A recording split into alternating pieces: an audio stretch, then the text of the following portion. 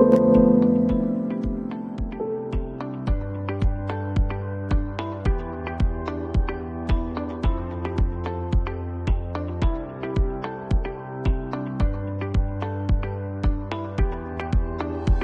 عليكم ورحمة الله وبركاته. معنا النهاردة فيديو سريع عن طيارة هليكوبتر صغيرة بريموت كنترول وفيها مستشعر.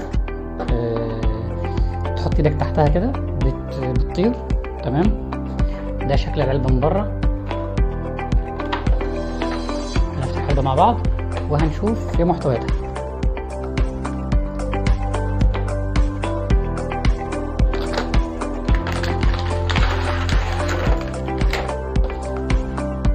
معنا هنا الطيارة نفسها.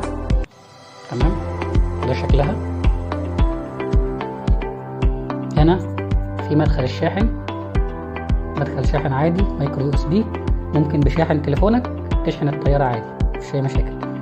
تحته هنا الزرار بتاع التشغيل والايقاف. تمام، ده شكلها. معانا الريموت، ده ريموت كنترول. تمام، ده ستارت، ده بيخلي الطيارة تطير. تمام، ده بيعليها لفوق، لو فضلت دايس عليه بتعلى لفوق، سبته بتبدأ تنزل لتحت. لو عايز تنزل الطيارة وتقف خالص بتدوس على ده دوسة واحدة. تمام، نجرب نشغلها مع بعض.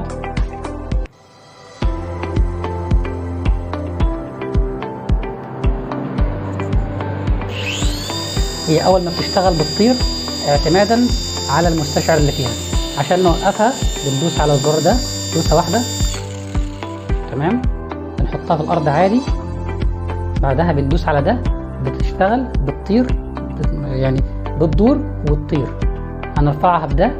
تمام، لو سيبناه بتنزل، لو دوسنا عليه بترفع. عايزين ننزلها خالص وتقف على الارض يبقى بده. تمام، هنجرب ده بس وانا ماسكها في ايدي. تمام، لو دوست هنا صوت الموتور هيعلى، لو دوست هنا هتقف خالص. تمام، الطيارة يجي معاها وصلة الشحن بتاعتها.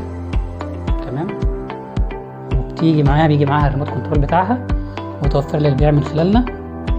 لو عندك اي استفسار ممكن تسألنا في الكومنتات وهنرد عليك على طول. هنروح دلوقتي لفيديو تجربة الطيارة. لو الفيديو عجبك ما تنساش تدوس لايك واشترك في القناة عشان تدعمنا اننا نعمل فيديوهات اكتر من كده ونستمر.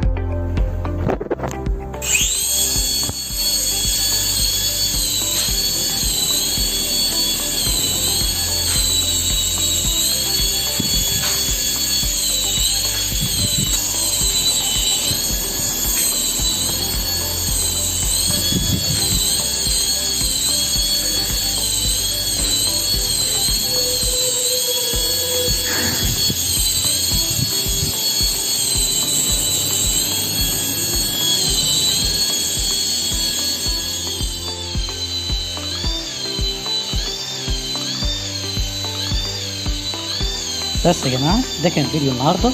لو الفيديو عجبك ما تنساش تدعمنا بلايك واشتراك في القناة علشان نحاول نقدم كل جديد بإذن الله. ولو الطيارة عجبتك ومحتاج تحجزها تقدر تكلمنا في التعليقات أو على رقم الواتساب هتلاقوه في الوصف، تقدروا تكلمونا عليه. وشكرا ليكم والسلام عليكم ورحمة الله وبركاته.